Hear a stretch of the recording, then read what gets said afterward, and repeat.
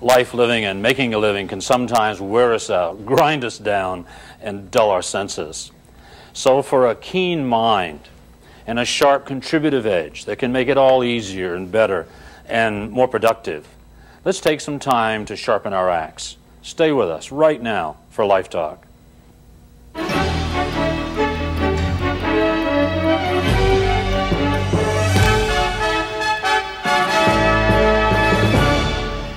Hi, I'm Bern Moses, and you've just tuned into Life Talk. Whether you've surfed to it or purposely selected it, we're celebrating our third anniversary this evening. So it's been 3 years. What was that, 150 shows, and we're excited about that milestone. And we're continuing in a series of verbal essays. This particular one happens to be on the 10 commandments, and that's M-I-N-T-S, 10 commandments for successful networking in the new millennium. And we could just as well say for successful selling, for successful personal business, and in many cases, successful living. 10 commandments. And this past couple of weeks, we were blessed with a guest, Rick Walker.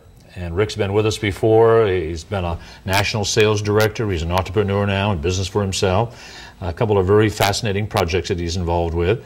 And he agreed to come on and kind of run through these things with me because of some of his background and expertise. And so, Rick, welcome. I'm glad you're here with us again. Well, thank you very much. And, you know, it's just a lot of fun to do these shows. Isn't it? Oh, yeah. Yeah. I mean, I can't even imagine not doing it because after 3 years you get habituated, I call it. You know? And there's still an awful lot to cover. Oh, and yes. the application of the materials and the essays that we have divulged here can be applied to every single facet of our life. I remember some years ago, well, maybe it's months. No, it's been a year or two now. There was a delightful woman named Ginger McElroy who worked with us. And she said that each essay that we do, and that could be each show, each 4 shows, covers the subject very, very thoroughly. Yet when you add it to another essay, then both of them have a different dimension than they otherwise might, and then a third one adds quality and quantity, if you would, fiber to the rest of them. And by the time you've gotten through 9 or 10 essays, you've got a tapestry of concepts where there's not much left to talk about. I thought that was kind of delightful. Yeah, Nothing left. We've just begun after that. No. So then it's the application of all those things, and that's what we've done here with the 10 Commandments. Right. We were commissioned some time ago to write these or to create a piece that a networking company was going to use in promotion. And rather than stick with the time-worn and tested ideas, we thought we would create something that would help those ideas work. And so the piece itself was headlined 10 Commandments that will make the 100-time tested ideas and techniques you may have heard 1,000 times actually work and help you make millions. Just today on the internet, I was led to a site. An Australian fellow has put together a really nice website, the name of which I can't remember right now, otherwise I would convey it, on MLM, or multi-level marketing. Everybody wants to know, don't they? Yeah, and it was well done, but he was still focusing in on the time-tested things about you got to get used to rejection and don't take it personally, and you got to manage your time, and you got to have self-discipline and what have you. And frankly, we've been taking it from an entirely different perspective. Oh, yes. It's the re-preparation so that we can become Velcroized in order to benefit from the training that all of these companies are giving their people, perhaps more than any other industry. There's more assistance, more information available than has ever existed in the past, and yet still too few people are making it. Well, you know what, if you, on any given Saturday or Sunday, you could eavesdrop on a meeting, maybe going on at a hotel. A lot of times it's like 2 companies that, you know, they're one room, in adjacent rooms, they're having meetings, and much of the same information. Same meeting. Product or service may be different, but the same information is being communicated over and over again. You know, one thing I thought about the other day, too, a lot of people do indeed make a major, major investment in their product. Oh, yes. Knows they align themselves with the product and feel they couldn't do anything else. And it's obvious that you need a good, valuable product that, you know, people want and need. Something you can get behind, believe in. But it's not the product that makes it. It's not the product, it's not the pay plan. It's the leadership, that exists and the training that exists in that environment that's going to make the long-term difference. And so when people are looking to get into these kinds of things, I would urge them to do some shopping and to find leadership, find people who have the time and the wherewithal to convey all that they know so that you can succeed as well as they have. Okay, it's not easy. Magic question then. When checking these companies out, sure, you know, there's time, effort, and energy spent on the product, the excitement of that, but what should they be looking at in terms of that leadership? What's some of the language? What are some of the things that should be being said or not said? I think one of the things you can feel right away, at least I could if you're attuned to it certainly, is that people reaching out to you on a sensitive and regular basis. I have known people who got sponsored, okay, paid their fee to get involved, and were hardly ever contacted again. And when you check their management or their precursors, you know, the ones who went on before them, sure, they say, well, those who are going to do it are going to do it. I mean, I don't have to spend a lot of time holding hands. Right. I sponsor them, and they've got the opportunity. It's up to them. Well, a lot of people don't know how to formulate an idea, don't know how to ask the question, don't know what they don't know. They don't know what they don't know. I think and therefore, we need leadership, which is a hands-on, heartfelt conveyance of all this information. And I think, too, you can ask around and in the environment, so, well, especially in your cross line, you know what I mean? Not your up line, but in your cross line, other people in other organizations, just how much attention are you getting? Right. How much real training is there? We need to capitalize on our time. The last two shows we did, we got through the first 6 commandments, and if I may, we can alternate these. So I wanted you. The first one was acknowledge and celebrate your capacities.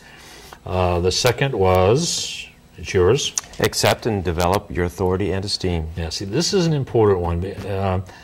If you don't have the authority and esteem, you are not able to understand what's happening to yourselves and allow it. For example, it diminishes initiative, sure, reduces our courage and conviction. So authority and esteem is important, and we talked back there about maybe doing some forgiving and some grieving and some other mind-shifting techniques like affirmations, confirmations, proclamations, this type of thing. Nothing too outlandish, but exercises that are very effective, aren't they, Bern? You bet they are. And they have to work, because they have been working in our lives.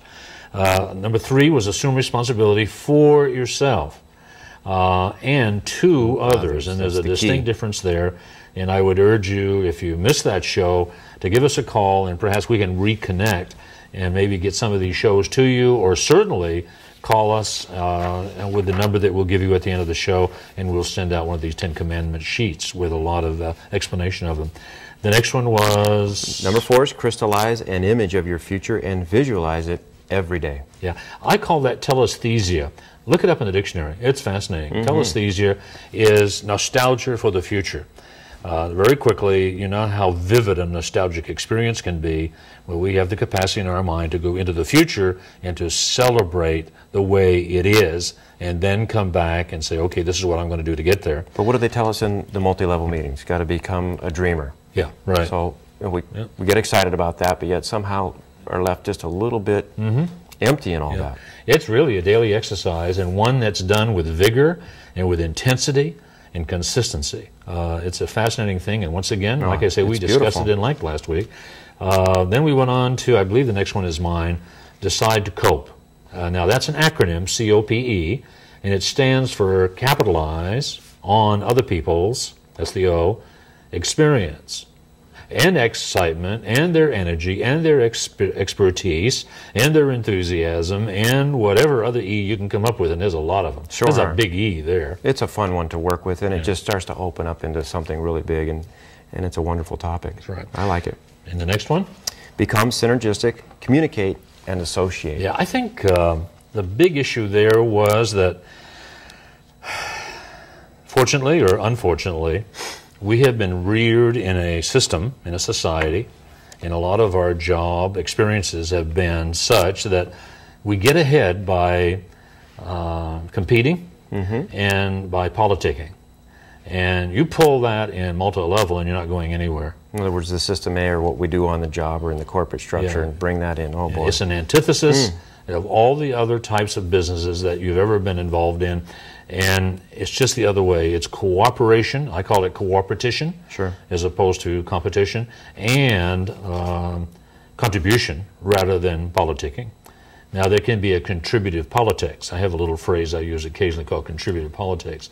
If, for example, you and I are in an environment and we are politicking as to who can make the most contributions, then there's some growth in that. You know what I mean? There's a little Not just spin on that in a politicking. positive way. Yeah, Yeah, that's what not it is. undermining and diminishing each other rather than contributing. Now we're ready to move on to number 7. The new topic. Yeah, so this is commandment number 7, and we'll delve into this at length. Focus on the functions rather than the intentions and the results. Okay, and where are we going with this, Yeah, Bert? Rick, I tell you, I think this flies in the face of a lot of typical Yeah, instructions. get ready, because it does. Yeah. There's a real issue about goals. I know I can go anywhere in the world these days and get in front of a sales force or whatever and say, well, good morning, ladies and gentlemen. I'm here this morning to talk about goal setting. And I know what I'm going to see out there in that audience. No. Not another one of Here we these. go again, Right. you know. Yet we know how important that is, and yet something is amiss. Something is going on. Well, actually, what they're really worried about is the next thing he's going to ask, who has their written goals with them? Well, you know what's funny about that? Years ago, I think we can take some time on this. Sure. It was 1971. I had a promotion that year that we did for 35 offices that we had across the country. And I traveled around, and I had a fellow named Salam Ozada who was like a front man. He'd go into the city before I came and say, be ready for this, and this is what Bern's going to be covering, and what have you. And in our newsletters with Salam's promotion, and there was an awareness out there all over the country, that wherever I happened to be, if someone asked to see my goal lists, and they weren't ready enough where I could reach over and say, all right, I'm glad to show them to you. And those goal lists had to be obviously tweaked within the last 10 days. Not too many ruffled edges on the page. Yeah, but yeah, in other words, what I'm saying is it had to be redated, and there had to be some evidence that it had been managed within the last 10 days. And if they could ask me that, and I didn't have them with me, they would win $10,000. That's a lot of bucks, you know? And how many checks did you write out? None. None. No one ever asked me. No one ever asked me. It wasn't so much that I wasn't ready for them, but no one even asked. Now, granted, part of the scheme was that they had to have their goal list, and they had to be updated within 10 days. No one was doing that, therefore no one asked me. And so you begin to wonder what is going on. And we have a whole seminar or essay specifically on that called puzzling. There's a thing called the Sisyphus syndrome that exists out here in the world. It's a funny name, Bern. Yeah, Sisyphus. Sisyphus was the young fellow who was committed throughout eternity by the Grecian gods, having offended one of them, to roll this big round rock up a hill, knowing full well when he got to the top it was going to tumble back down to the bottom. And in our goal-setting processes, as they've been taught, there is a subliminal, undermining Sisyphus syndrome that exists in the vast, vast, vast majority of people. Now, the figures we talked about last night was about 95% of the people have a misunderstanding about that, a subliminal misunderstanding, which creates a semantical faux pas from goal-setting processes. Kind of trips them up from even doing it, You doesn't betcha. it? Oh, it does. And so, and what it's about for the most part, when you're talking about goal settings, is you got to have a target and you got to be results oriented. You know what I mean? You got to be results oriented. And it's been taught so much that there's a feeling, and I experience it almost every day, and I see it in other people. I get up in the morning and I got to get dressed and I got to get a result. I got to make $100 today. I got to make 3 sales. I got to do this or I got to do that. Where do I go to do that? So in other words, I have to admit that I've been enrolling people in seminars for, well, a quarter of a century, since 1972. That's a little over a quarter century, I think. And I don't know where to go this evening. I don't know where to go, or I don't know where to go tomorrow for sure, and write up an application. You know what I mean? So if you don't know where to go to get a result, it's awful easy not to go.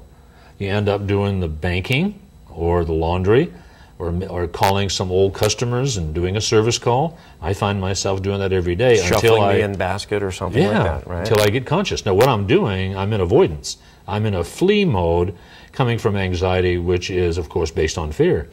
Now, whenever we slip into a fear mode, we tend to fight, be inappropriate or unkind or insensitive, or we flee by doing busy work, not wasting our time. We say to ourselves, because this has to get done. Might as well do it now. Yeah, when do you do it, see? When do you do it? And then, of course, there's the freeze. I think we were talking before the show started about I have known sales managers and salespeople and other business people who actually got locked up so bad that they were sitting motionless at their desk for an hour or two, not knowing what to do. To what? To make it work, to get a result, right. To move it forward. Couldn't confront it anymore. Yeah.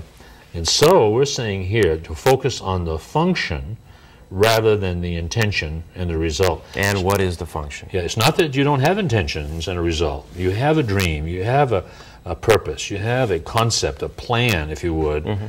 But then once that's pretty well laid out, then you have to get right back down here to the moment and focus on the function. Well, what's the function? I don't know where to go to get a sale, but I know where I can go talk to people. And I've never gotten an enrollment without talking to somebody. Therefore, I have to go and be willing to talk to some numbers of people. So where do I go? Well, I mean, I can pick up the classifieds and find people who probably are in trouble, who probably might enjoy a little coaching, okay? Or I can go out into the marketplace and find bright-eyed, sharp young people who obviously are underemployed. You know that. And I've asked a lot of people, and they were all underemployed. There's a way of doing that, sure. And finding out. I've been with you when you've done it. Yes. Yeah, but just out there functioning in what I call the process, which we'll discuss a little bit later on. Oh, yeah. It's kind of like, I believe in 7, or I write here, contrary to popular belief, keeping your eye on the goal may get you nowhere. And the thing that popped into my mind when I wrote that was golf. Why is that? Well, in other words, if say you tee up, and you got your club in your hand, and you look out, and it's part of the process, isn't it? In other words, you kind of look at the hole, and you imagine the ball, going through the air and landing and bouncing and going into the hole, or at least being on the green. Hopefully so. Okay, you get a good image of that. But if you keep your eye on the goal, if you're focusing on the intention, which is getting the ball to the hole, you won't hit the ball. That's why they say keep your eye on the ball. Yeah, yeah. That's another rule, isn't it? You got to keep your eye on the ball. So yeah, you got to get that impression, hold it in your mind, and come back here and pay attention not just to the ball at first, but to what? The grip, the swing. Everything has to be in place, and so it's little intermittent focusing on the elements of your process that leads to the stroke that has the best possible chance of getting to the hole.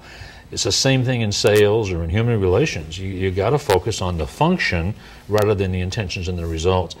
In fact, I was going to say for our viewers, though, to bring this into reality in terms of networking or sales, what would be those tasks that they need to keep focus on? Good. I'm glad you caught me in that one. Multi-level, we're talking about multi-level here primarily. Right. Essentially, it's a meetings and events business. Meetings and events. And so how do they get off those tasks? And so going to a meeting is a function. You may not always want to go to the meeting. It may not always be a good meeting. Sometimes it might be troublesome to get to the meeting. But if you don't go to the meetings, the chances are you're diminishing your chance of ultimate success. Now, not everybody that goes to the meetings makes $10,000 a month.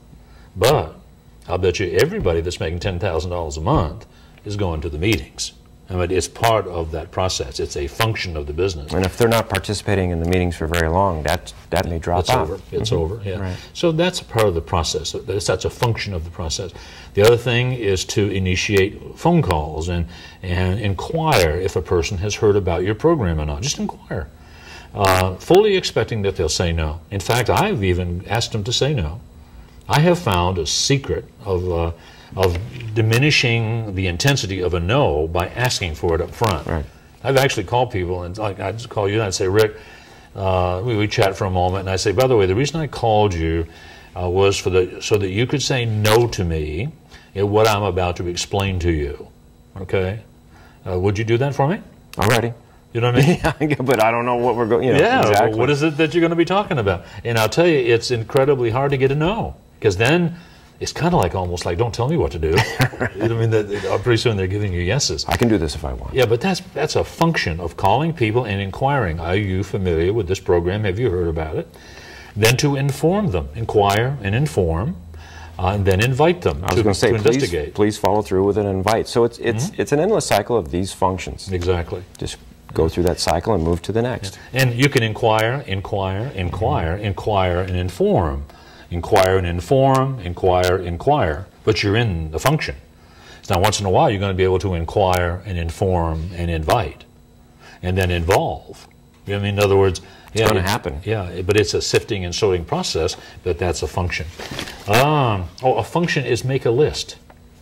I can't tell you how many people get in the business, they never make a list. Now, it's not so much the list, but it's the exercise, the mental exercise of reaching out and remembering people. And, you know, you write down somebody's baby, who you know is not a prospect. That's not the issue, but you write the baby's name down, and all of a sudden you think about 2 or 3 people. Oh, that leads you. See, the thing about writing lists is that it crystallizes your thinking. When you write the name down, it's out of your mind. It's not rummaging around in there, getting in the way of other names. Getting in the way, it does. It does. It gets in the way of other names. So when you write it down on paper, then your mind is cleared up to go on to another name and then another and then another. Most people are surprised. Most people are very surprised as to how many people they actually know.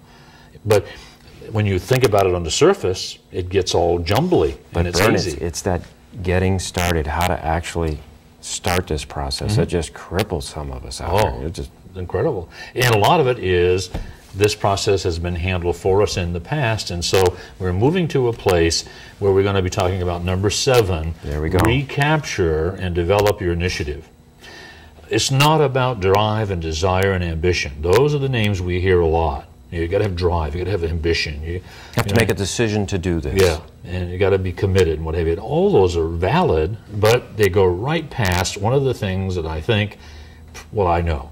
It's a cornerstone of all this. That is missing in most people, in that 97%. It's the fact that most of us have had our initiatives trained right out of us. We've had our initiative diminished, confiscated by well-meaning and loving parents. There's no indictment here. But, you know, a little child, I mean, we dress them, we feed them, we put them to bed, and, you know, it's everything's structured. And then after a while, the parent turns it over to the teacher, and the kid has to be to school at 9 o'clock, and they study arithmetic and English and do recess. And then they send them back to mom, who cooks the dinner and says, time to eat, and this is what you should wear, and this is time to go to bed. And then you move all the way through school doing that. You get a job, and they say, well, you be here at a certain time. The work flows to you, and you accommodate it, you manage it, you handle it so as to not look bad. But the fact of it is, all of this moves toward reducing your need to initiate the activity, See, what we've been doing is accommodating. Oh, yes. I think that one element you mentioned where the work flows to us in the typical corporate structure environment, that's the one thing that's completely different. And it does require initiative to flow to and create some work which isn't there in the beginning, isn't it? When I'm in front of a meeting, oftentimes I say, what initiative is about? It's courage to take a step forward, not knowing what's going to happen. In some way, it's kind of like I'll stand in front of a meeting and I put my hands down on my side and I just fall forward. You know what I mean? You just fall forward depending upon your survival mechanisms, you know, to put that foot out there and to catch you before it's too late, you know? And then you manage that and you fall forward and catch yourself. You fall forward and catch yourself.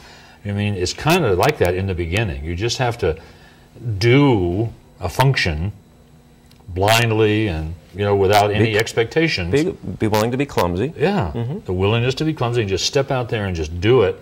I call it practicing, giving yourself permission to be clumsy and inept. In fact, yeah, we have that down here. We're getting a little ahead of ourselves, but they all tie together. They are symbiotic, aren't they? Yeah. But if you keep doing that time and time after a while, you get pretty good at moving forward and putting that foot out and catching yourself. It's called walking.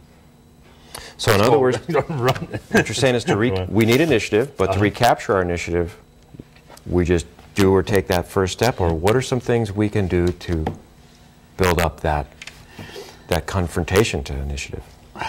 Again, that comes, I believe, from accepting your authority you know, getting that back, your esteem. Who we are. Getting a dream that's worth the application, the risk, the, you know, that tentativeness.